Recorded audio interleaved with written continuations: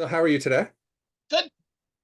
In the midst of doing Um, a proofreading job that was going fine right up until the last bit. It's a collection of essays, and the most recent essay that I proofread, the footnotes were a nightmare to go through. But anyway, I'm fine.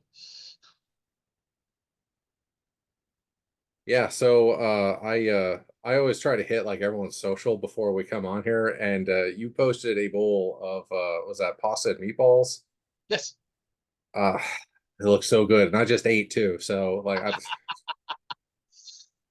that was yeah, I made a very large. I make tomato sauce from scratch. It's one of my specialties, and I made a batch a couple weeks ago, and I put it in little tiny in little tiny Tupperwares in the hmm freezer. So we took one out and defrosted it yesterday.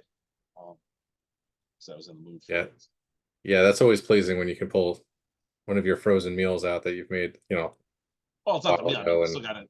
Ren still had to make the meatballs, and I had to make boil the pasta and such. But the sauce was at least ready to go. So. right, right, right. Yeah, my wife does the same thing, both with pasta sauce and with curries, where Mhm. she'll like freeze like in a like all the makings for all the seasonings and everything. She'll put them in ice Right. cube trays, and then we just like pop Oh, a ice nice. cube thing out. Yeah. Um. So the reason for the call today is that I am going to be coming to shore leave for the first Right. time. Uh, you and I actually met at MegaCon in Orlando 5 years ago, 6 years ago. Pre-pandemic. Like, yeah, yeah, I think it was pre-pandemic. It was a long time ago, but I still remember it like it was yesterday because it was my first like big con that I went to. And just the like I've done trade shows before, but those are like trade shows. Yeah. I've never been to like Different a vibe. fan convention. Yeah. So sorry, I just saw a dog walk past my office window. I'm also facing like the west right now, so the sun is setting directly into my office. So Oh, I nice. apologize if I like turn into like a bright light here. But the reason for the call is that I want to touch base with all the authors I'm probably going to see down there, and then get your impressions of the show itself and learn a bit about everyone's histories with it. And did you have a story in the Captain's Table anthology? I edited the Captain's Table anthology, Okay, yeah, I thought and I I have a remembered your story in it. name But being in yes. there, but like literally everyone that I've spoken to so far has been like, "Yeah, it's like a bunch of friends getting together, at a bar." And I'm Yeah. like, Pretty "Okay, much. well, I've read this one. I've read this one." Everyone's got stories to tell. You haven't seen each other in months and months and months. So, when was your first shore leave that you went to? The first one I went to was in 1992. At the time, this is before I started. Before I was really involved as a professional in the field. Um, I was there as press. Technically, I was doing a part of a group who did a public access TV show. This is how far back this goes. Uh, Okay. called the Chronic Rift. We primarily did panel discussions and news and reviews and such. But we also periodically did interviews, and we went to shore leave in 1992 with the intention of doing lots and lots of interviews that we could use in future shows. We interviewed Majel Barrett and Mark Leonard, who were both two of the actor guests there that year, and we also interviewed a bunch of writers. Both we, in addition to the Rift, we also I for about a year I did a spin-off show called Word Balloons: Interviews with Comics Folk. So I interviewed Michael Jan Friedman and Howard Weinstein, who were the two Star Trek comics writers at the time. And we also interviewed Ellie Graff, Diane Duane, Peter Morwood, um, I forget who else. But we did a bunch of interviews that weekend. Uh, I didn't go back to short leave again until 2000. By Okay. that point, I was very much a professional in the field. Uh, I had been working as I worked as an editor for Byron Price Visual Publications and Multimedia from 1993 until 99, and then uh, by 2000, I had already written a Star Trek comic book, the miniseries Perchance to Dream. Um, and I'd also helped develop and also written one of the ebooks in the Star Trek Starfleet Corps of Engineers series. And I'd already written, although it hadn't come out yet, my first Star Trek novel, which was the novel Diplomatic Implausibility. Uh, I decided at the last minute in summer of 2000 to go to shore leave. I remembered how much fun I'd had in '92. Um, my editors were going to be there. Several of my fellow authors are going to be there, so it'll be fun to do. Thought it'd be fun to do that, and so I went. Um, and I have attended every shore leave since. I have yet to miss it. Uh, even the virtual ones that they did in 2020 and 2021, I was a part of that as well. Um, but it very quickly became one of my absolute favorite shows. Um, Right. it's partly just because the community of Star Trek fiction writers, both past and present, is tremendous. It's a wonderful group of people, very supportive. Uh, a lot of times, the convention was an opportunity to uh, plot things. There's a lot of plot points, especially during the Starfleet Corps of Engineers series, which I edited as well as writing for. So in the early part of the 2000s, there were a lot of occasions where we were throwing ideas around at each other, because several of the regular contributors, including Dayton Ward, Kevin Dillmore, David Mack, Ilsa J. Bick, William Leisner, Kevin Kiliani, a bunch of other people, Terry Osborne, a bunch of people who contributed regularly to that series attended the convention. And so there were all sorts of things we would throw back and forth at each other. Hmm. Wound up becoming part of the series. And there's all sorts of other wonderful things. For 3 years, we did. This was in 2009, 2010, and 2011. We did comedy roasts for charity at Shore Leave. First I was roasted. I was the inaugural roast, and then we roasted Michael Jan Friedman, and then we roasted Bob Greenberger. We only did those three. It got to be unmanageable. It was a fun idea, but it was a logistical nightmare to put it together. Uh, Right. but it was so much fun. David Mack was the guiding force behind those. It actually grew out of a conversation in a bar at San Diego Comic Con among Dayton Ward, and Kevin Dillmore, who came up with the notion of the comedy roast of Keith DeCandido, and it grew from there. We actually raised a lot of money for the Red Cross. All 3 years we did that, and it was fun. You know, it was fun for all of us to stand up there and make fun of our good friends, and that was one of many great memories I've gotten out of Shore Leave. One of the regular things that was done for quite some time. It actually started right around when I first went to Shore Leave in '92. I think that was the first or the second one. And they did it up until shortly a few years back. They finally retired it just because for a lot of reasons. But it was Peter David, Michael Jan Friedman, and Robert Greenberger did Mystery Trekkie Theater 3000. Okay. Where Like they they would put would on like Star Trek episodes and then Yes, talk yeah, over it. and then Okay. so there would be an opening skit, and Alan Chafin, who unfortunately just passed away recently. Uh, Alan did played the role of the scientist, you know, the Dr. Forrester role, um, and there would be an opening skit with Alan and with Peter, Bob, and Mike, and after the skit, they would then all be silhouetted at the bottom of the screen as it was projected, just like a mystery science theater, That's and pretty good. they would comment on some really terrible episodes of Star Trek over the decades. They did, you know, from all the series. It was great. Right. I actually participated in Mystery Trekkie Theater a few times. Um, there were a couple of times where I was one of the people they used for the opening skit, and then there were a couple of occasions where I had to fill in, where either Bob or Mike, or in one year both Bob and Mike were unavailable to do it. So I was sort of their pinch hitter, which one year enabled me to be one of George Takei's backup singers. Hey. The opening skit actually, it just worked out. The last program item before Mystery Trekkie Theater was George Takei doing a Q&A. And we basically ran on stage at the end of his Q&A and did the opening skit, which included George singing a Patsy Cline number. Um, and I honestly don't remember the name of the song now. It's gone. 7 Lonely Days. That was it. 7 Lonely Days. Um, Okay. you can find it on YouTube. God help us.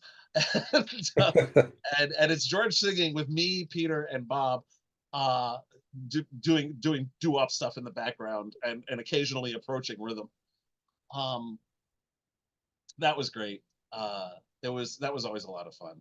Um, and the show's always had great panels and wonderful discussions, as well as the fun little silly event things.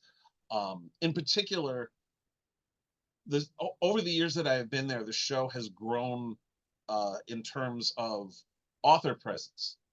Originally, it was just the authors who were there were people who wrote Star Trek fiction. That was that, because that was the main focus of the convention. And then it expanded to other people who did other tie-in works. And at this point, it's actually become a very great haven and vehicle for local small press and independent authors as well. There's a large chunk of people who have never written Star Trek or any tie-in fiction at all, but who do very well at Shore Leave, who are regulars there. And it's been great for them as well.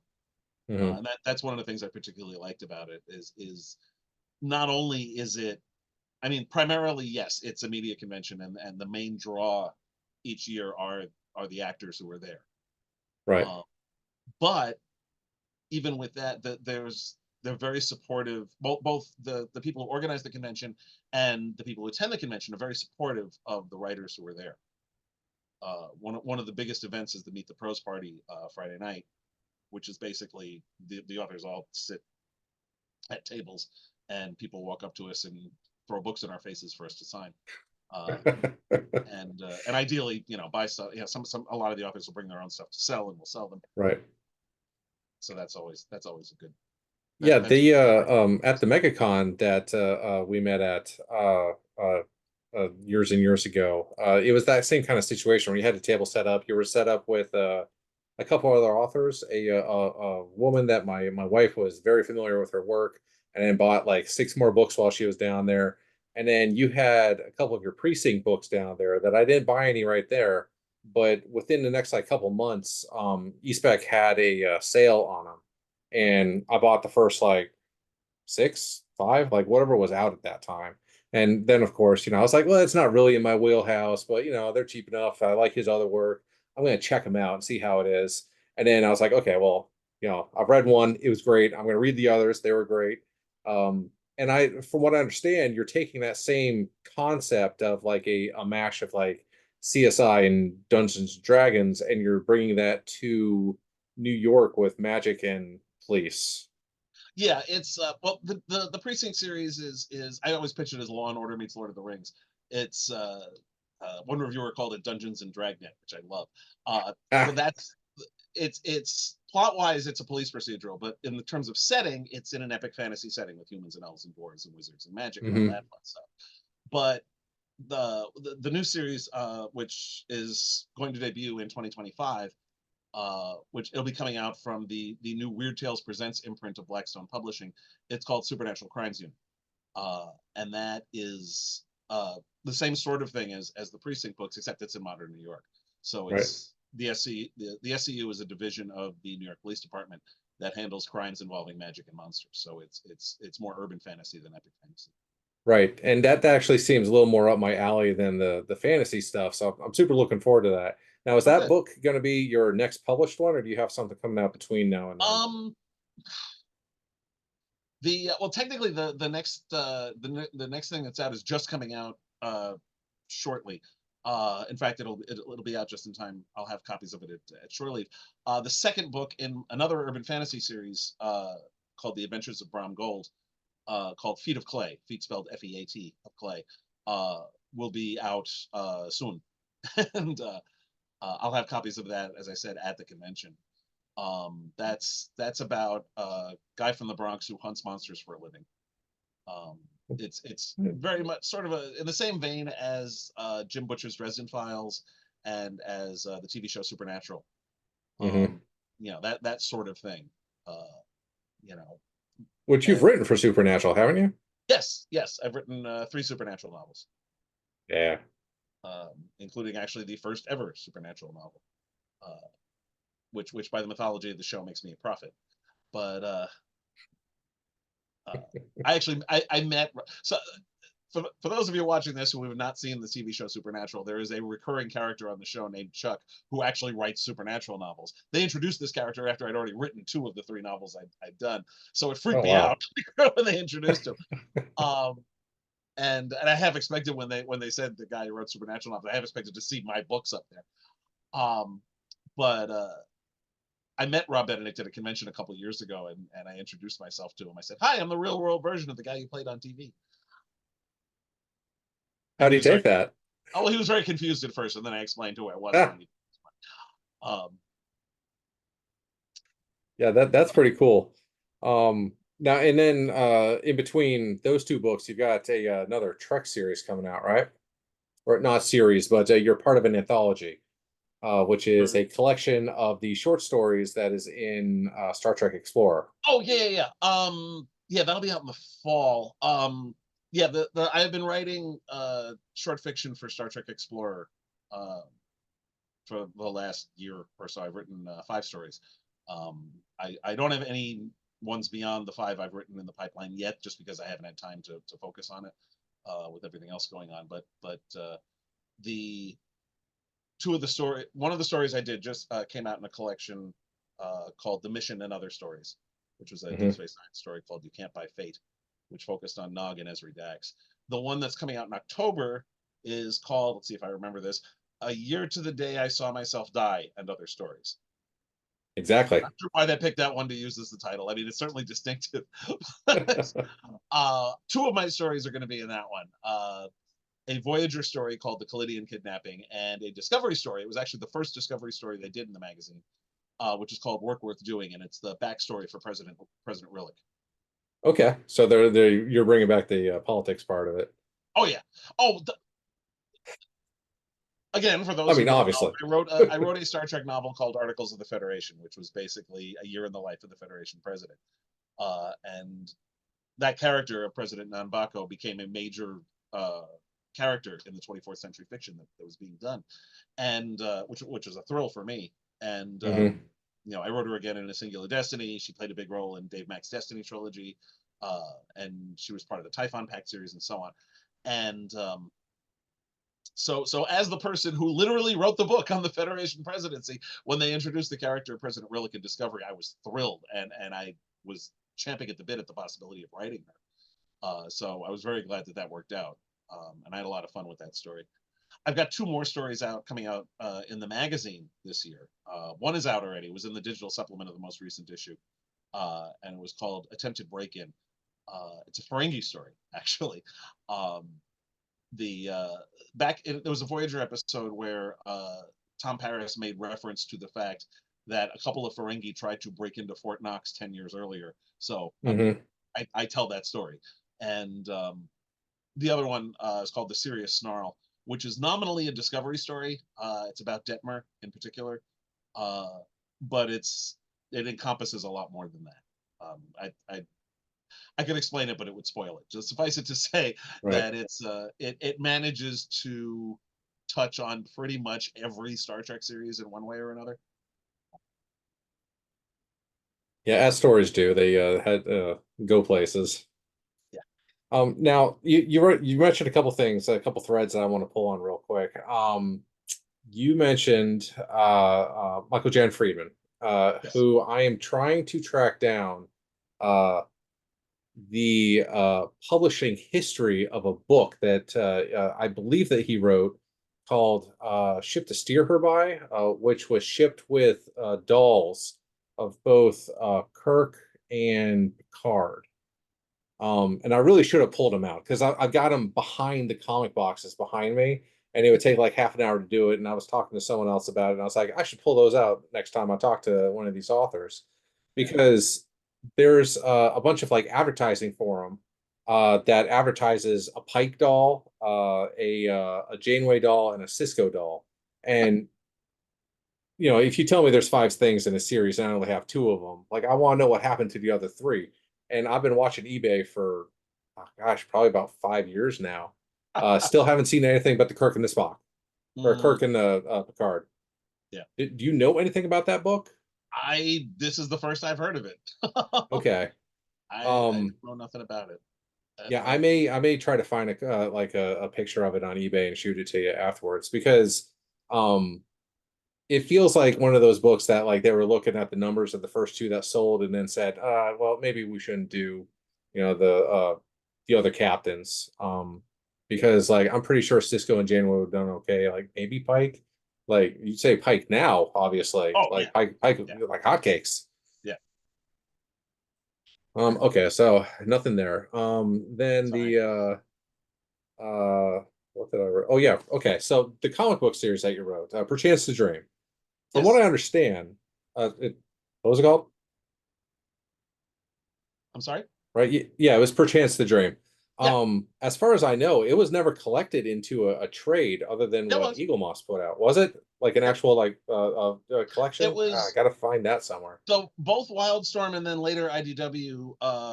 It was part of a collection with two other next gen comic book series that were part of that. Ah, okay. So maybe that's Uh, where I'm missing it, that it wasn't yeah. just a solo Yeah, endeavor. no, it I was know never, that. and it was released as.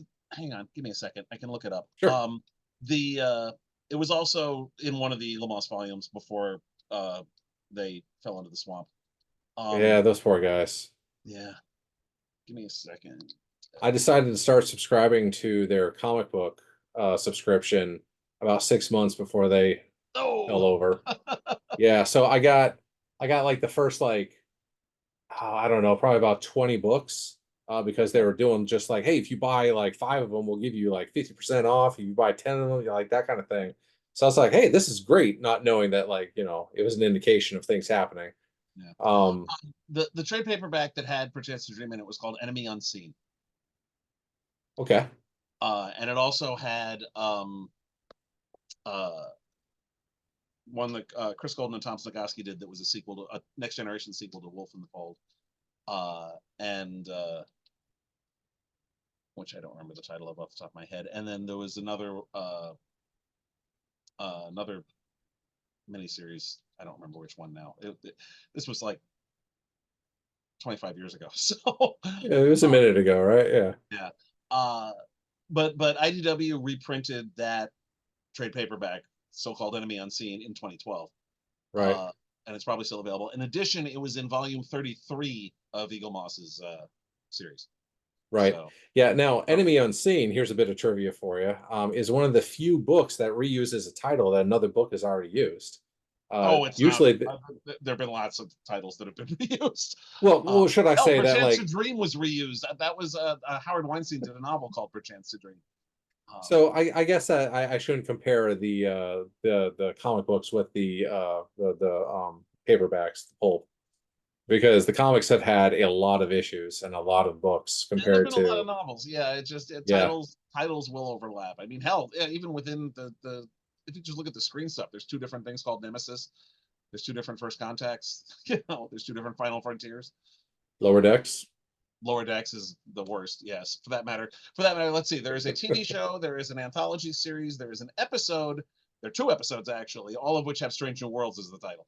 Um, the TV show Strange New Worlds. The first episode of Strange New Worlds was called Strange New Worlds. There was an Enterprise episode called Strange New World. There was a collectible card game called Strange New Worlds. There was an anthology series called Strange New Worlds. It's like, it gets ridiculous. Yeah, now that one is kind of a gimmick, right? Because Well, it's in the the title yeah, sequence of the original series.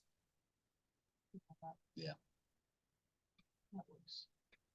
So you had mentioned that Shore Leave has become your favorite convention, Yes. and I know you go to at least one other one down here in Florida, and there's probably a lot of shows between me and where you're at. How many shows a year are you going to these I days? usually do like 20 shows a year. Um, That's a heck of a yeah, travel that was itinerary. curtailed a bit, obviously, uh, during the recent apocalypse, but I'm getting Got back better. up to that. I mean, just this year, I did. I did Convivial. I did in January where that was the new convention. I was the author guest of honor for their first show. I was at Farpoint. I was at C2E2. I was at the Telltale Steampunk Festival. Um, I was at Horror on Main just last week. Um, and I was at the Origins Game Fair a couple weeks ago. I'm going to be at Blobfest, which is an event held in Phoenixville, Pennsylvania. Um, and obviously doing Shore Leave. Um, I always do Dragon Con every year, which is tied with Shore Leave really for my favorite convention. Um, and a bunch of others that I'm forgetting off the top of my head. I do a lot of shows. Yeah. I mean, I am as it is. One of the shows I do regularly is GalaxyCon Raleigh, which is a personal favorite of mine, also for a number of reasons. And I'm skipping it this year because it's the same weekend as Shore Leave. Um, Oh. that was, Mm. as you probably know, Shore Leave had its hotel kicked out from under it last fall, and they had to scramble for a new hotel and a new date, and so it's not on the date it normally is. In fact, normally it would Mhm. be next weekend, but uh, so that is unfortunate. One other thing I want to mention, a regular thing which I won't be doing this year because of the date change. I'm also part of a music act that performs at Shore Leave. That was actually born at Shore Leave, a group called the Boogie Nights. Nights spelled Knights, and it's a parody band. We all dress in garb and we do either fantasy, horror, or literature-based parodies of popular songs.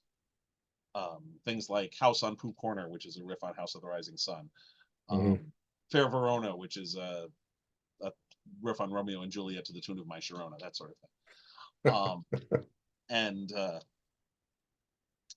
the band was actually born at Shore Leave in 1982 as a masquerade skit, and it became a band. At this point, only two of the original members are still with the band, John Sheeler and David Kiefer. Lots of people have come and gone. I didn't join the group until 2006. There is one member of the band, Kate Pekaski, who is younger than the band. She was not yet born when the band Oof. was formed. Um, and and this is going to be one of I think the first in-person Shore Leave that the band has missed. And again, it's because of the switch in dates.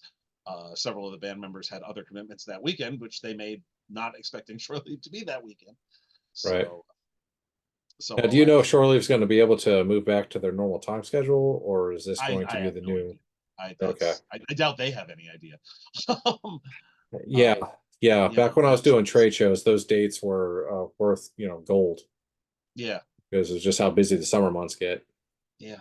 But yeah, I mean, there was a period there where they had to move the convention to the first weekend in August for about 3 4 years at least, simply because the Hunt Valley Inn was not available. Um, Hmm. but I know they want to go back to the second weekend in July. That's been their spot for most of their history. We'll see. You know. Right. Got to talk to the right people down there. I mean, So I've this is gonna be unknown territory for everybody because right, we've never been to this hotel before. No, and you don't know how it's gonna go until you do it. You know, right. uh, and so it'll be interesting to see what happens. Yeah, it's a good jumping on point, or for someone like me that's never been to one. So, like we've got our own like shows going on around my town. Mm. There's one last weekend I went to. It was very small, probably only about 2 dozen vendors in the whole place. And then we got Infinity Con happening tomorrow. That is at our Civic Center, which is a small arena that they're probably going to set up, several hundred vendors. And I've been saving my pennies for that one, but like I'm also saving my pennies for like going up to Lancaster because it's going to be a vacation for me. So I'm going up, covering the show, also taking a vacation, but needing to write a bunch of stuff about what's happening up there so I could justify the business expenses because it's a business dinner, right? Yes, and it's a business movie I'm going to, and a business game I'm playing, and um. So as a first timer, is there anything about the past shows that I should know going to them, like how to prepare for something like this? Um, you're not going to be able to get to probably see everything you want to, which will be frustrating. Um, Hmm.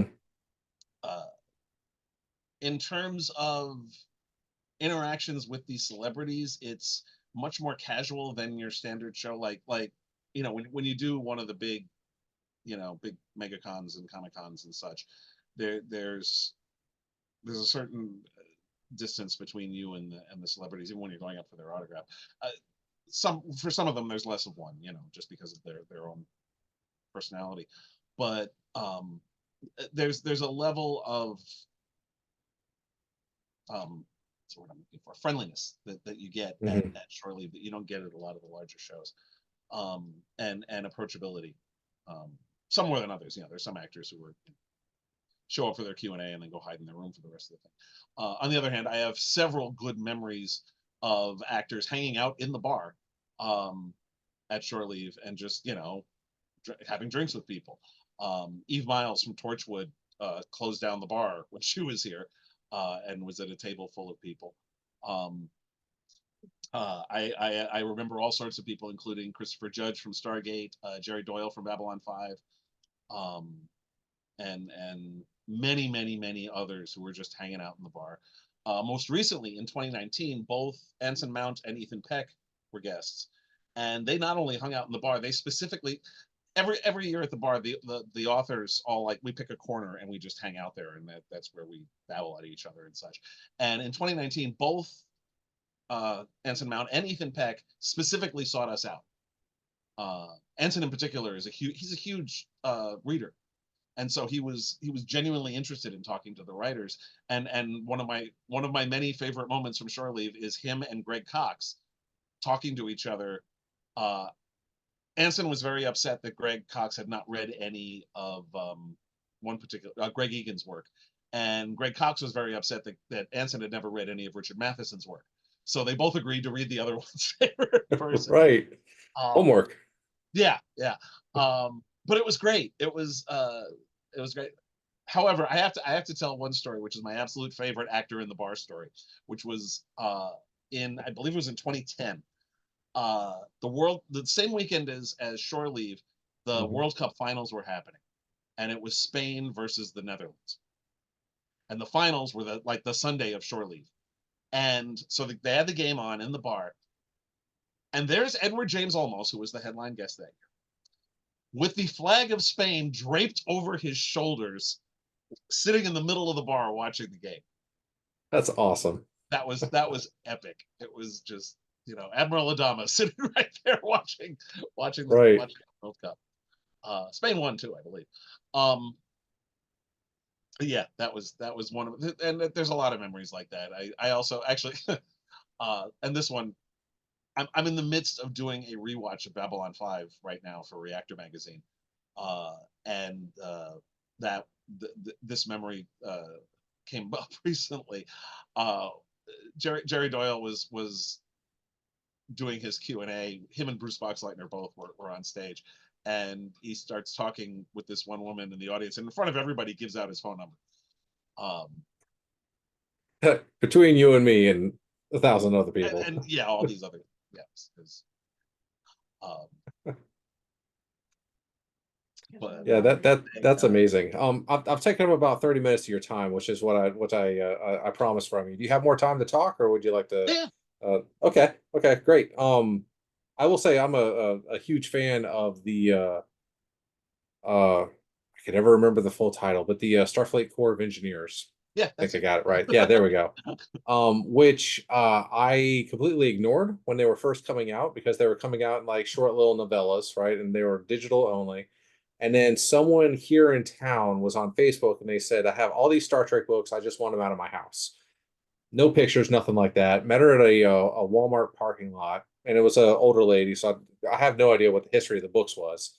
Yeah, But she had like four totes of not totes, but like the Aldi's bags or like the big like plastic yeah. bags, the tote bags, just like filled to the brim with paperbacks. And the biggest ones in there were the omnibuses from SEE, and man, what a great like everything in it was like a follow-up or a like touching on something that like happened somewhere else, and it really like helped gave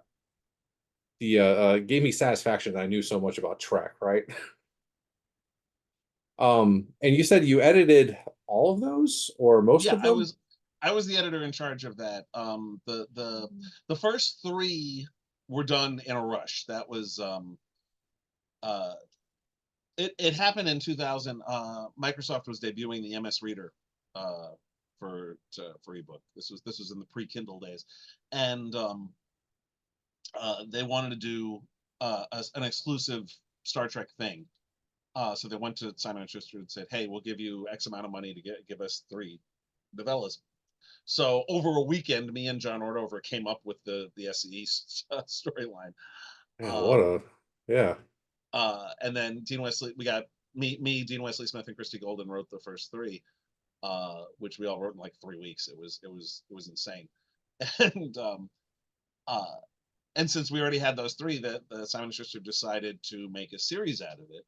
I was then tapped because I helped develop it, and because I was the regular editors didn't have the time to, the ones on staff didn't have the time to manage a monthly series, so they hired me mhm, on a freelance basis to edit that.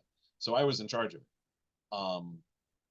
and it was tremendous fun. I that is one of the things. Look, I look back on my career and think like that was a really cool thing I did. Um, and it was I got to work with a lot of great authors. There's several people who are now regular, uh, not just necessarily Star Trek authors, but people who have gone on to very successful fiction writing careers who got their start, or at least some of their initial work working for SCE, including David Mack, Dayton Ward, um, Kevin Dillmore, William Leisner, Phaedra Weldon, Ilsa Bick, um, Christopher L. Bennett, a bunch of others. Um, it was useful in that regard, and it was just a fun series. right. It was the closest I think you can come in prose to doing the same sort of dynamic you have producing a TV show. Because you're Mhm. putting out a novella every month, and you have to manage everything, and it was great. You know, we it was really one of the most wonderful experiences of my certainly of my editing career, and I enjoyed writing it too. It was um, some of my favorite things I've written are things I wrote for SCE. Right now, do you think something like this would be sustainable with the like the webtoons or Patreon kind of like ecosystem where they do like monthly official Star Trek fiction again? Because it's been a while since they've done this type of thing before, or I since mean, that they've done it. I think that I absolutely think there would be a market for something like that. Not necessarily the Corps of Engineers, but just a sub series of some sort of Mhm. um it's one of the great frustrations of my life that they canceled the Corps of Engineers series right before the Kindle came out. Right, And they canceled it due to poor sales, which would have, and then the whole ebook market exploded. That's, I mean, honestly, at this point, ebooks is where a lot of Trek book sales are made. It's ebooks have pretty much taken over the market niche that used to be occupied by mass market paperbacks. right. Um, and so it's been, uh, I think the market would be ready for it, but nobody has taken advantage of it as far as I know. I mean, sure, Yeah, it could be done. yeah, I'd love to like hear like why they've taken the eye off the ball of that particular like setup, because you would think that yeah, like make it a subscription. Like people like me and probably you, like I would pay, $5 a month for, 100 pages worth of Trek content that's been authorized, right? Yeah, Like that you're not going to get like some like weird off the wall like happenings in there. You're going to get something that like lines up with canon, is decently written and proofread. yeah. I'm not in the loop at Simon and Schuster at all. I haven't Right. been for 15 years now, which is Yeah. not my choice. But I don't know what's going on there. I mean, I know all the other Simon and Schuster has been the least aggressive out of all of the different licensors. I mean, Titan has been doing the autobiography, the various nonfiction books and publishing fiction in the magazine and such. Modiphius has been putting out game after game. IDW is putting out a ton of comic books, and then Seven Interest really has not been taking advantage of Star Trek's current prominence in the marketplace. Right. This is the Star Trek on screen is as aggressive as it's ever been. And Yeah, it's we just got off a period of like 2 years where there was like new Trek at least once a month. Yeah, I mean, honestly, I think it would be if it wasn't for first a global pandemic and then two strikes, we'd be seeing a lot more. But those both slowed things down considerably. But uh, but there's still, I mean, Stranger Worlds is still going. There's going to be the new Academy series, the Section 31 movie, and even with Discovery and Lower Decks coming to an end, there's other stuff in the pipeline. And I'm hoping there'll be more Prodigy, especially after watching season two. But Yeah, I'm only about halfway through it because every time I sit down to watch it, life. yeah, But I am getting like one episode done. I think I'm up to like episode 8 or 9, and man, it's what I'm looking for in Trek. yeah, Um, yeah, like it that really is. optimism, that working together, that the going boldly kind of stuff that Star Wars and other franchises don't. That's not their title card. That's that they're doing other things, and I'm there for it. I'm there for the Yeah, acolyte. I love everything they're doing in that series too.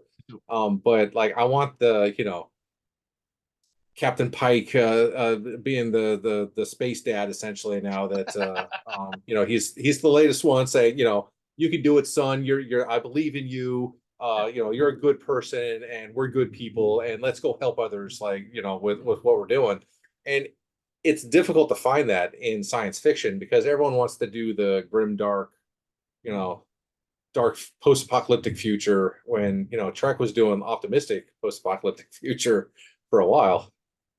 that's one of the things that I've always liked about Star Trek, and one of the reasons why I think it's endured is that it always comes from a place of compassion and understanding and talking. Um, the solution to that week's problem is not going to be who can win the fight. It's going to be coming to an understanding. Right. The I mean, one of the things I loved about season four of Discovery, season four of Discovery was quite possibly the most purely Star Trek season of a show. Um, it was purely about trying to open communications and talk to people. It was and come to an understanding and stop the fighting and stop the dying by opening up a dialogue.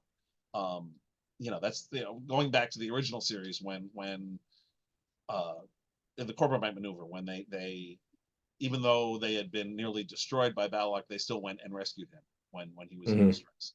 The Dominion War didn't stop because of a military battle. It stopped because Odo showed compassion and made the sacrifice to go back to the Great Lake. Um, and for that matter, the burn was reversed because they basically rescued a 100-year-old child. Um, that is, constantly throughout all of Star Trek. That's been the ethos. Even Enterprise when uh, the Xindi arc was, even though it started out very much in the we're going to get him and we're going to and the whole 9/11 riff that they were doing. In the end, what won the day was talking um, to each other. Uh, it was Archer reaching out to Degra and to the less crazy members of the Xindi Council and you know They're bringing them not all to the table. Yeah. yeah, exactly. And that is something that is very valuable. And the thing that I think makes Star Trek unique and enduring. It has that optimism to it. And it's not necessarily realistic, but that's not why I'm watching it. I'm watching, it's Right. aspirational fiction. It's and utopian fiction. It's not realistic. Right. If I want realistic, I'll watch something else. Right. Yeah, And if like I I also enjoy like Battlestar Galactica, the sure, among the best military science fiction that's out there. And I would not want like an optimistic Admiral Adama. right? Yeah. I wouldn't want him getting up there and telling everyone they're just doing a great job at, running from the Cylons. Like that's not what that's for. No. Like, and Trek's got its lane, and when it stays in its like optimistic lane, like man, it's fantastic. I mean, I'm rewatching Babylon 5 right now, and Babylon 5 is a much more realistic future than Star Right. Trek is, in all Yeah. likelihood. But and it's great for that. And where in Star Trek you're seeing the best and the brightest. In Battlestar Galactica, it was specifically about the screw ups. You know, Right. Yeah, the the people guys who that were, like the central stuff didn't want around Earth, so they're like, yeah, just yeah, go the out people there they and gave the crappy ship, the crappy clapped out ship to, and they were the only survivors. That was the point. Um, mm. but yeah, that's So I got a question that's for you. great. You say you're rewatching Babylon 5 right now. How are you actually Yeah. consuming that? I have a DVD set. Okay. Yeah, Because I just recently rewatched the whole thing too, because I watched it originally when it was on air. right. And I was like 12 at the time. So like I've got good memories of it, but it gets a little fuzzy. So they had the HD version on Tubi, Yeah, and it's showing with ads, which is like, and they're putting them at like the appropriate place. Like some streaming services, they're just like, oh, here's an ad. Like yeah. That's, oh god, it, that drives me and crazy. then it fades to black, and then it like fades back in. You're like, oh well, Yeah, I don't know what you're going for there. yeah. There But are some where they actually stick an ad like in mid sentence. It's really annoying. But right, yeah. So are you watching it in a standard def, or are you watching the high definition version? I honestly couldn't tell you. Okay. It was, I don't know, it was whatever D set I've had for a while.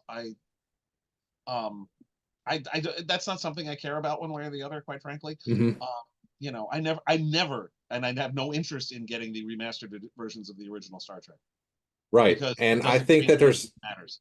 Um, right. Yeah, and I think there's a part of that with Babylon 5 as well, where they rematted some stuff that yeah, like kind of yeah. made it look wonky, but they kept the original CGI though, which I think still holds up, because it It is what it is. That was the thing I was most scared about rewatching B5 was watching the effects, and because I figured they would have aged badly, and they have aged. But the thing is that it has the exact same problem that CGI continued to have until around 2010 or so.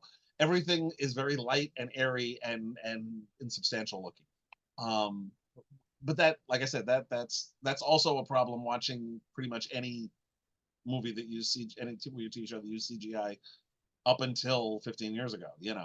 Right. Um, it it was, so it isn't as bad as I thought it was going to be, and they were pretty good about um, keeping it sufficiently separate that you could, make it work in your head, as it were. You know, um, Yeah, going back and watching TV CGI during that time period, especially, is it's an exercise. If you and really at want to least get through it or not. you can tell that care went into it. It wasn't, Right. just Yeah. it wasn't Yeah. a stunt. The one that stuck with me was there was like a Knight Rider redo that had some CGI vehicles in it, and I was like, no, this one doesn't work for me. Yeah, So this is not the first rewatch you've done. You did all the Star Wars series, if I remember correctly. Star Trek, but yeah, I'm sorry. you said Star Wars. I haven't done any of the Yeah, Star Wars. Star Yeah. Wars. Oh goodness gracious, no, Star Yes. Trek. No, I okay. Um, So I first started writing for the site, which at the time was called Tor.com, in 2011. They had just finished a Star Trek rewatch of the original series, which was the first two seasons were done by Eugene Myers and Troy Atkinson, and then they quit, and Dave Mack and Dayton Ward jumped in to do the third season. Dave and Dayton did not have the time to devote to a Next Generation rewatch because that needed to be twice a week, because it's 7 years of material. There was so, and they recommended me. Um, this wound up working out really nicely for everybody. The Next Gen rewatch was very popular. I then did DS9. I then went back and did my own rewatch of the original series, which not only were the 80 episodes of the TV show, but I also included the animated series and all of the mm, movies that featured Kirk and the gang.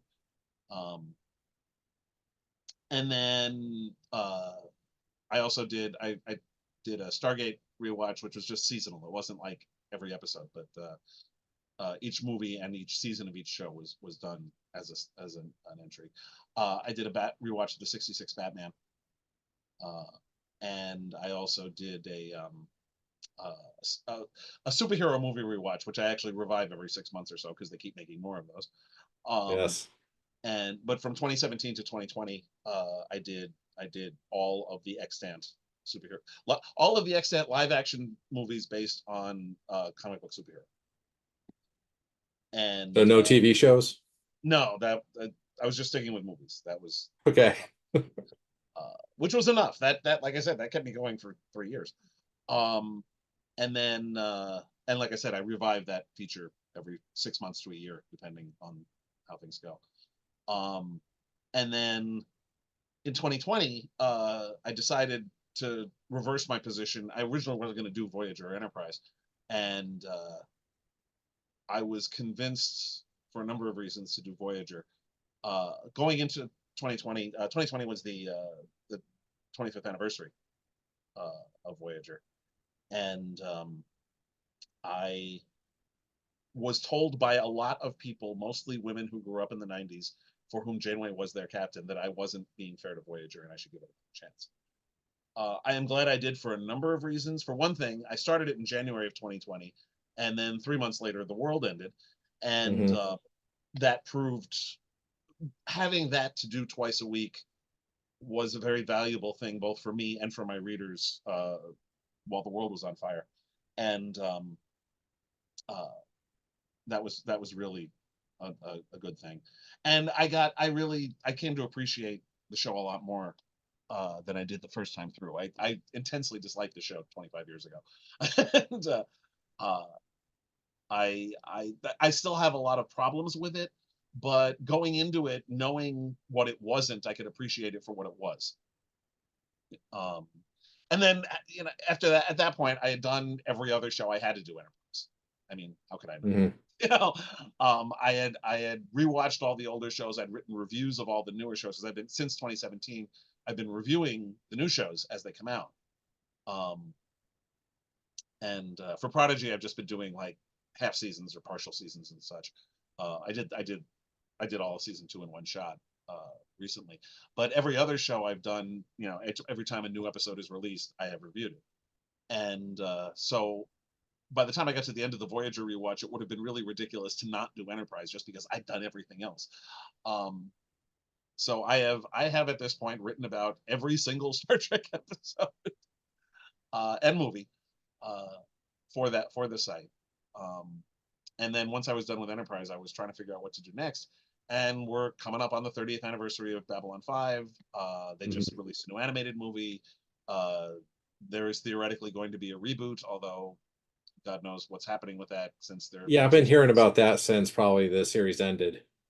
oh no, well I mean specifically this was greenlit in 20, I want to say 2021.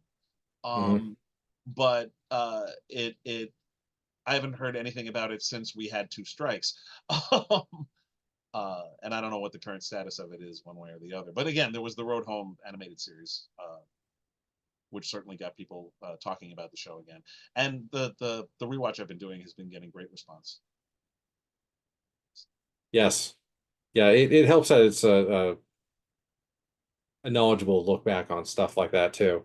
It's the same Quite a thing bit. with the Star Trek, where like you have a bit of a encyclopedic knowledge of the franchise, so you can look at stuff as it is in comparison to 40 years worth of Trek, or yeah, We're yeah, almost up at 60 now. Yeah. yeah, 60. God, golly, man. I keep telling my wife the 80s were only 20 years ago, so Yeah. No. yeah, if I Alas, were in no. control. Yeah. Right. So do you know what's coming up after Babylon 5 then? Do you have ideas at least? I have no idea, but that's like 2 years from now. I'm only doing one Right. episode a week. So Okay.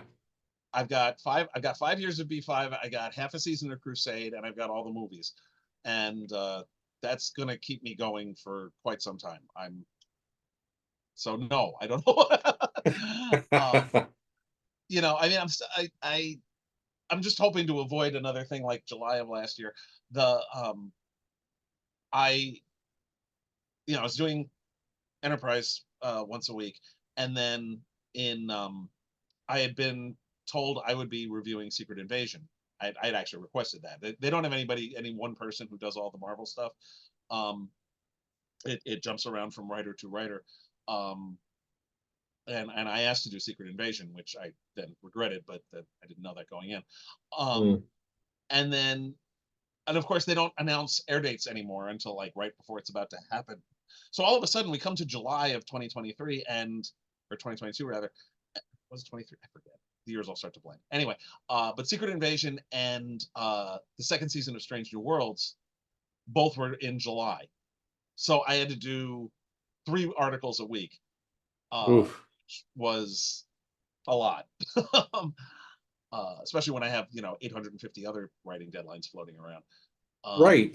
Yeah. I mean, that's a positive problem, but you also have Yeah, other obligations that you and have to that deal really, I with. mean, it was only for the 6 weeks that Secret Invasion was on, but still, um, it's not something I'm eager to repeat. I mean, it was just an accident, a concatenation of circumstances. But that's one of the reasons why I'm sticking with once a week for B5 as well, because I figure I'll have B5 on Mondays. I'll have whatever new Star Trek show is coming out on Thursdays when there's a new show, and that's a good run of stuff. Plus, periodic other pieces here and there. So, Right. And these are all being published on Reactor. yes, So, what are you publishing on your Patreon? Because I know you've got a bunch of original content that's going up on there all the time. that Which, I mean, to be clear, I'm a dollar patron on your Patreon page. which means you just get the movie reviews. Yes, um, which are theoretically monthly, except I haven't been able to keep to that schedule at all. I'm in the process of trying to catch up. Mhm. Um, but no, I write movie reviews and TV reviews, stuff that doesn't really fit the rubric of Reactor, um, of which there's a lot. That's primarily science fiction, fantasy, superhero stuff. Um, and I watch other things besides that. So Palate cleansers. yeah. Uh, and so yeah, for my Patreon, I do theoretically at least one TV review a month, one movie review a month, and also one vignette a month featuring my original characters. Um, and while I don't always hit the monthly schedule, it eventually I eventually catch up. They're each year has had 12 of each of those, at least eventually. Um, but that's the original content that's on my Patreon. Yeah, I saw that you posted that you had like just caught up to the end of like 2023 for Yeah, something. And I was like, no, for everything. oh, for I've everything. yes. And I've got a little bit of 2024. I've come into 2024 for the vignettes and one movie review, but yeah, Yeah, well, as they say, the guy with the worst shoes in town is the cobbler. So, like his own shoes. yeah, yeah. Yeah. So, is the Patreon working out for you? Is that like a viable source for either community building or the financial income, or are you finding other social media to be more useful in terms of like communicating with fans? Oh, in terms of communicating with fans, other conventions and other social media is more useful in terms. I mean, I freely admit the Patreon is there for financial reasons. Mm. It is not as popular as I was hoping it would be when I started it in 2017. Having said that, it pays a couple bills, and I can't argue with that. So, um, you know, uh, that there's basically it means that there's 2 bills a month I don't have to think about because the Patreon covers it. And that especially when you're a freelancer, that is tremendously useful. Right. So, And as a freelancer, are you finding that you have like a web of income sources, or are they primarily coming from like two or three big ones? a little of both. I Right. mean, I writing for Reactor is a steady source of income. Thank goodness. That uh, that is very useful. I also I'm a martial artist also, and I teach karate to kids once a week during the school year. Um, Plus, I occasionally will teach private lessons at our dojo, and that's a little extra money too. I still do freelance editing, um, and of course, the fiction writing, theoretically pays, and uh, some better than others. Uh, I know I've got a royalty payment coming in on some stuff, so it just it there's a lot of different places the writing income comes from. Right. and the Yeah, I would imagine that your books are constantly coming up for $1 from Simon and Schuster. The Trek stuff, like it that helps for name recognition. I would assume, but not so I much. Like no, I it don't does. think you guys. We get the same. We get the same. The royalty we get is based on the list price, not on what it actually sells for. So, Okay. uh, whatever, um, like if Barnes and Noble does a 20% discount on a book, uh, they don't take 20% off of our royalty. We still get the same. The royalty is calculated on the basis of the list price, not on whatever the vendor charges for. Um, so that's fairly standard. Um, Sometimes the small press it doesn't work out that way, but with the larger publishers it certainly does. Right. Sometimes with the small press it's based specifically on income, in which case, yeah. So, but uh, Now, how but it many varies publishers have you published through or worked I'm for? I sorry, guess for how many publishers have you worked with? a lot. More than just a couple, I then. huh? More than just a couple. Oh God, yes, yeah. I've written for Simon and Schuster. In terms of the big publishers, I've written for Simon and Schuster. I've written for Titan. I've written for Random House. I've written for Penguin Plot. Sorry, well now it's Penguin Random House. Um, uh, I've written for a bunch of different imprints within those, and yeah, I'm now writing for Blackstone. Uh, I've written for a bunch of different comics publishers, IDW, Wildstorm, Boom Studios, Tokyo Pop, um, Comic Mix, and then other small presses, eSpec, um, Plus One Press, Wordfire Press, um, some others. It's been all over the place. Uh, I try When to was your grab last? Yeah, when was your last comic book that came out? It's been a while since the. you've had a new. No, actually, I have one that just finished. It was a Resident Evil comic book that Tokyo Pop published. Um, Okay. that that that was supposed to come out uh, more aggressively than it actually did. The approvals process wound up being very slow, so it took 2 years for the 5 issues to come out. Yeah. But the graphic novel just came out. It was called Infinite Darkness: The Beginning. It was a prequel to the Netflix animated series Infinite Darkness. Okay. Um, and Yeah, and I'm also which brings me to that you're a member of the International Association of Media Tie-in Writers, right? yes, Did I get the name right this time? you did. Because You man, absolutely I've did. been trying to say that off the top of my head about a dozen times in the last couple of weeks, and sometimes I hit it, sometimes I don't. Yeah. But that was something that I was introduced to through just like researching a bunch of Star Trek writers, 10 Right. years ago when I was first putting together this Star Trek book club site. And I was like, they're all talking about this one association. And it's such a cool idea that like there's just like enough of this tie-in stuff out there that like all the authors are getting together to either promote or join up together for various things. Um, and you've got a ton of tie-in work. Do you do any work directly with that association, or are you just a member at this point? No, I've actually one thing we've been doing the last couple of years is anthologies. We've put out Hmm. two with a third on the way. I actually edited one of them, uh, Double Trouble, which came out last year. Jonathan Mayberry and I put that together. It was uh, team ups of classic characters, and by classic characters I mean public domain characters, so we don't have to like deal with rights Right. issues.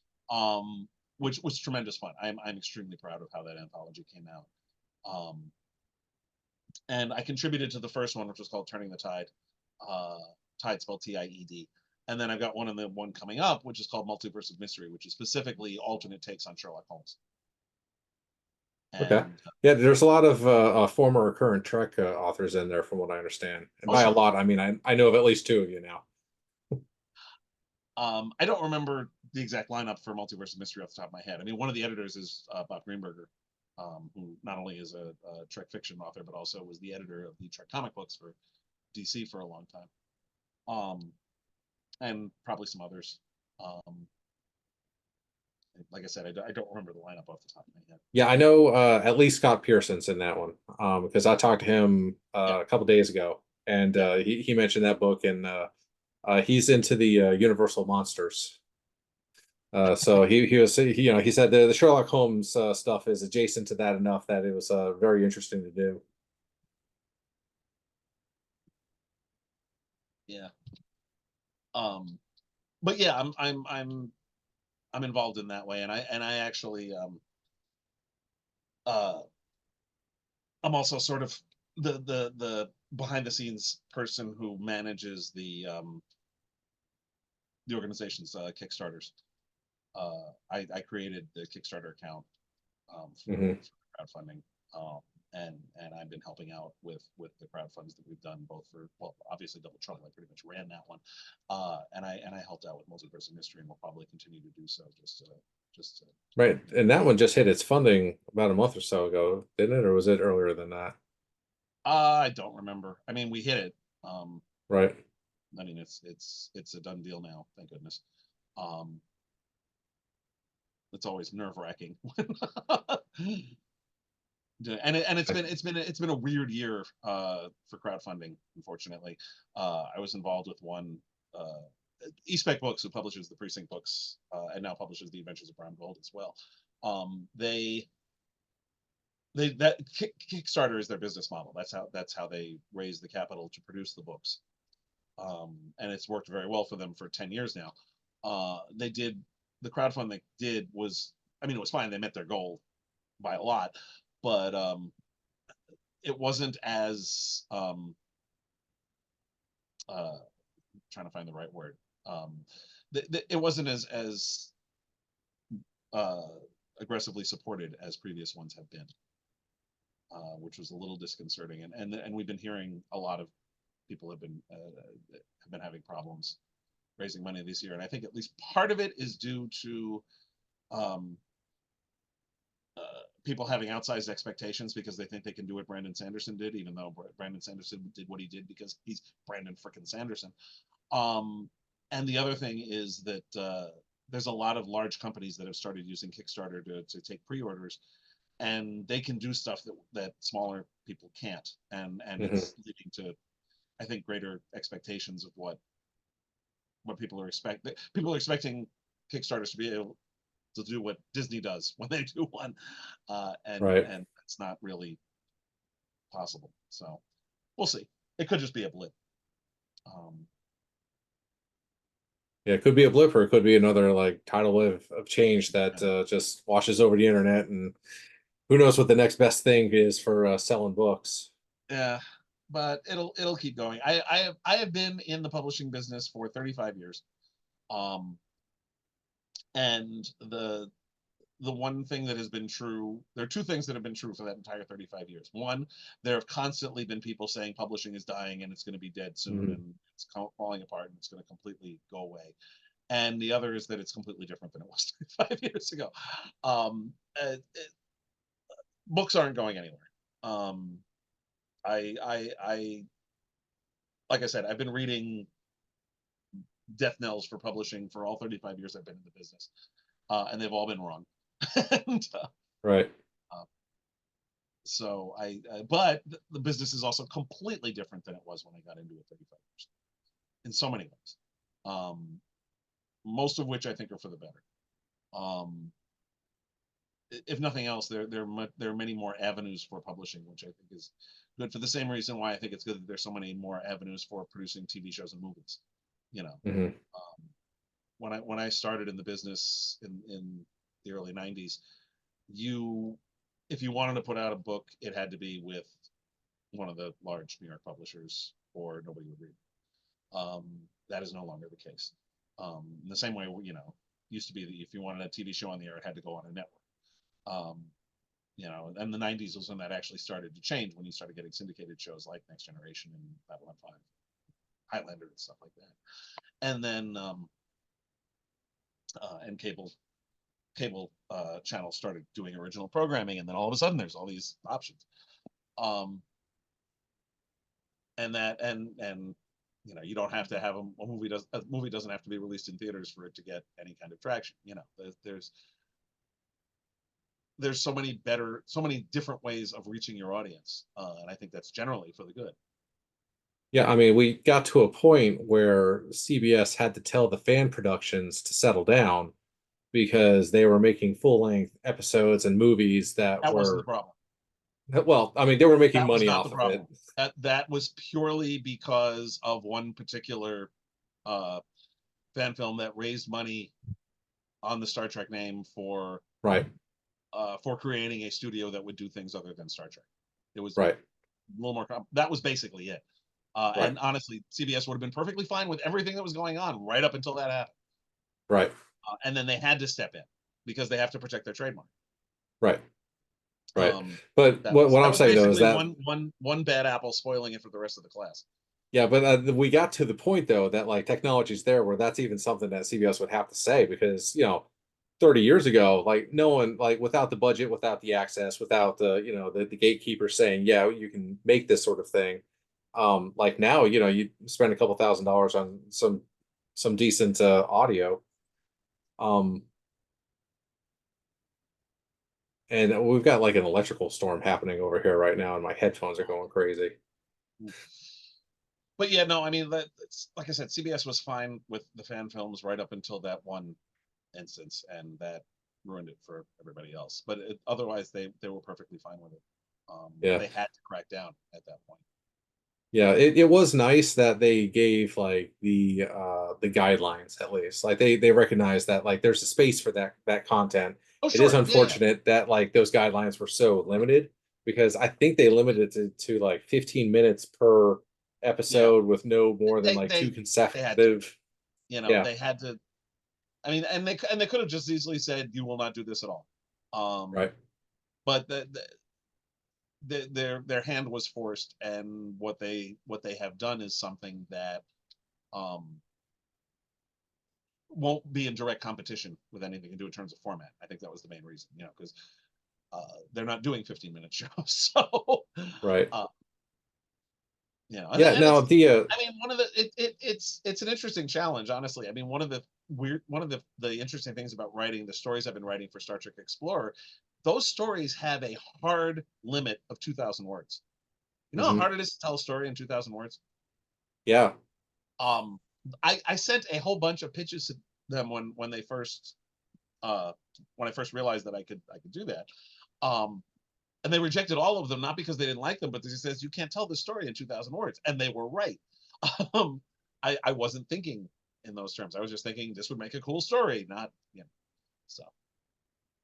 Yeah, I've read I believe the entirety of the first hardcover collection that they did. Hmm. And I'd say probably about half the stories, you start reading them, you're like, how are they going to wrap this up in the space? Because I don't see where it goes. And then there's usually like a hard pivot somewhere in there that, leads it to the end. You're like, ah, okay, well, there it is. So the fan films make me think of the fan fiction, which led me to the old anthology series, which isn't really old, but the Strange New Worlds, I believe that's what it was called, where it was mostly first time writers or Well, it had to mostly be. new to That the. was that was the specific Okay, requirement. You could not be a professional writer, and they defined a professional writer as somebody who had sold either one novel or three short stories to a professional market. Which is how the Science Fiction and Fantasy Writers of America Association defines it. hmm, Uses their guideline. So it was specifically only open to amateur writers. right. That was Yeah, the well, point. some of them ended up writing for it a few times, though, right? As first time writers, or am I The misremembering that? Well, what happened was there were some people who wrote whose first three professional sales were to Stranger Worlds, um, and so they were no longer eligible after they'd sold their third story. Dave Ward, I think, was the first one who did that, um, and some others as well. And several people went on from Stranger Worlds who then have very uh, good writing careers on their own. Whether it's some for Star Trek, some not. Um, Hmm. Dayton Ward is probably the most obvious example. Uh, Jeffrey Thorne. Uh, there's one writer, the writer who now writes under Claudia Gray. Her first professional fiction sale was to Strange New Worlds. Um, the Yeah, it. I believe I was just pining for the days when we had official like on ramps to the franchise like that, because Yeah, you used to be able it was to, a unique just thing, and it send was in a wonderful scripts. thing, and Yeah. and I'm I mean, and honestly, they did 10 of them, and it the problem was it didn't really the sales didn't really justify continuing it beyond that. The first few years it sold great, but anthologies are a tough sell anyway. Hmm. Um, and it's it got to the point where it really wasn't financially viable to continue, unfortunately. You know, Yeah, it I makes mean, sense. the anthologies are tough. I mean, you the Captain Sable anthology you mentioned uh, before that did okay, um, not great. The year before, which is actually this is the 20th anniversary of it, uh, I did another anthology called Tales of the Dominion War, which Hmm. is still selling. I still get a royalty check for that every 6 months. Um, it's not a very big royalty check because I have to split it with everybody else in the book, but uh, but that's still going. That has been I hit something with the zeitgeist on that one. And in fact, at Shortly, we're going to be doing a panel, a 20th anniversary panel for that with all the contributors who will be there. Right. Um, Yeah. Well, there's always been in the fandom of like, where were the people that we know? What were they doing? Like, what was yeah, Picard up to? What was, the Voyager crew that was on the opposite side of the universe or galaxy? What were they up to? What about the Maquis people that we're sort of familiar with? That like, where were they after like everything happened there?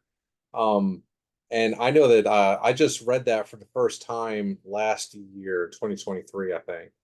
And it was really cool to step in and be like, oh wow, okay, so that's what it was like during the Green attack on Earth, or during this big thing that was happening over here.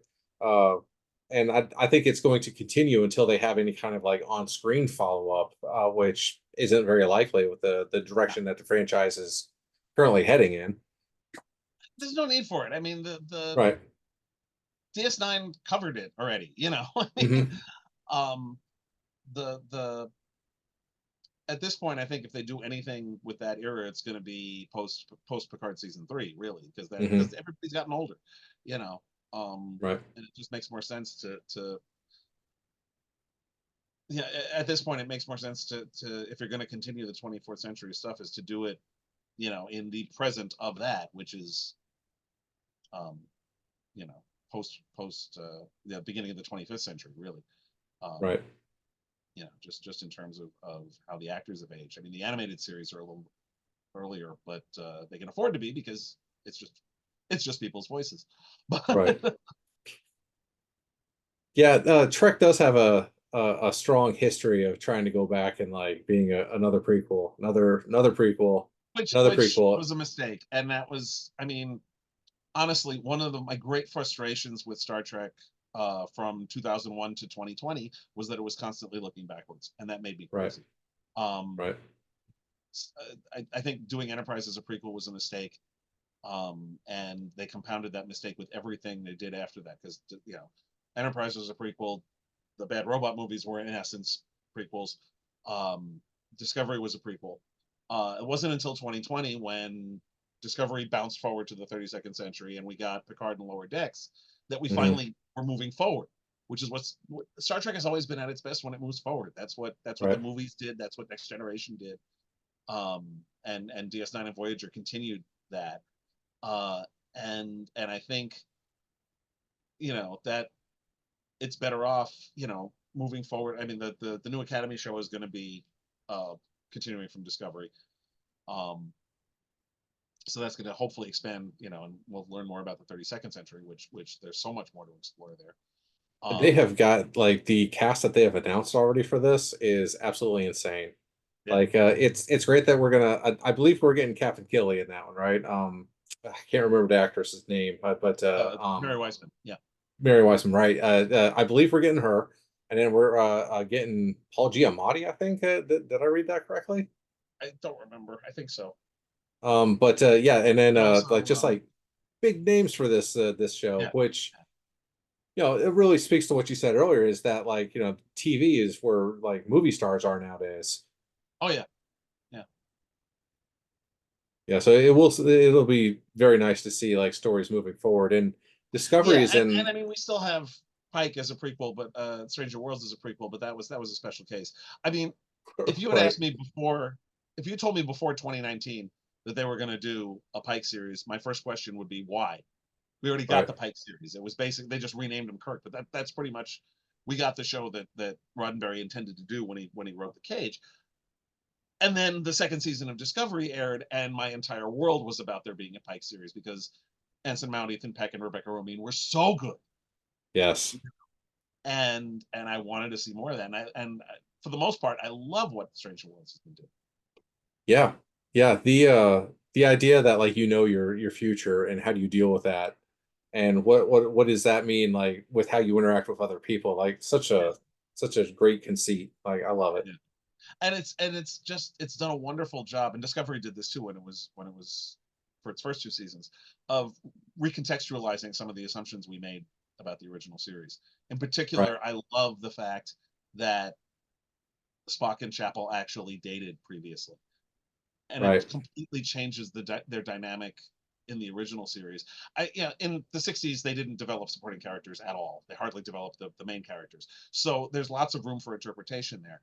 And because of that, it actually works just fine that the dynamic between Chapel and Spock is the way it is because they're exes, not because hmm, Chapel's pining for the man she can't have, which frankly makes her right, look pathetic. And this, I like this way better.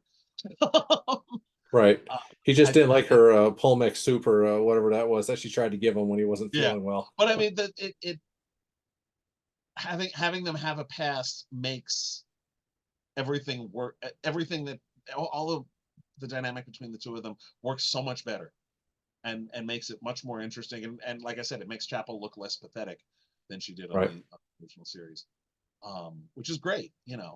And they're also showing why Spock did a lot of horrible things in the menagerie in order to help Pike out. hmm, And both Discovery and Strange New Worlds have done a really good job of showing why Spock would do that. right, um, and why in particular he and Pike knowing about it and Pike having accepted that it's the end of everything for him, uh, makes what Spock did in the menagerie even uh, more poignant because it's right, Spock, figuring out a way to still allow him to you know have that fate, but not be the end of everything for him. yeah, And how important that is to him. And I mean, in the original series, it was just kind of Spock being ridiculous, just so they could do the flashback. But uh, but they've done just such a wonderful job of making it make more sense. So how soon until we see your name as a writer credit on one of these TV series? Oh God, I don't see it happening. I mean, it's possible just because um, I know some people who work for the show. They may invite me to pitch at some point if they're in a position to invite people to pitch, but I don't see it happening. I'm not a screenwriter. Well, Um, I'd be an advocate for you. But I appreciate that. yeah, It could happen. It's not something I'm going to be going out of my way to try to do. It's a lot. I mean, I if I wanted to do that, I would have to like seriously become part of a writer's room because that's pretty much how these things work now, and I don't have that kind of time or interest really. Uh, right. I mean, it's possible I could, pitch a notion for something that might where I get a story credit or something, but I mean, I don't say never because I've said never about Hmm. any number of things that turned out not to apply to. I thought I would never write Farscape again, and I just wrote a Farscape comic book story. So um, it could happen. I don't know if it will. I'm certainly not counting on it happening. Right. Uh, And if it's maybe it's not a writing credit, maybe it's a canon master, or maybe it's executive executive assistant to the producer's uncle or something like that. Like who knows? Like they throw people's names in credits for some of the coolest stuff. All right, so I've kept you for an hour and a half now. So I think okay, that yeah, I think we I've we got the babbled enough. story. Right. And you'll probably wind up Yeah, using like 2 minutes of this. But that's always something. Well, it all right. is. Well, I will see you at the end of the month. Yeah, it's coming up quick. Yeah. All right, sir. Have a All right. lovely Thanks, evening. Thank Adam. you very much for spending time with me. I appreciate No it. problem. Take care. All right. Have a good night.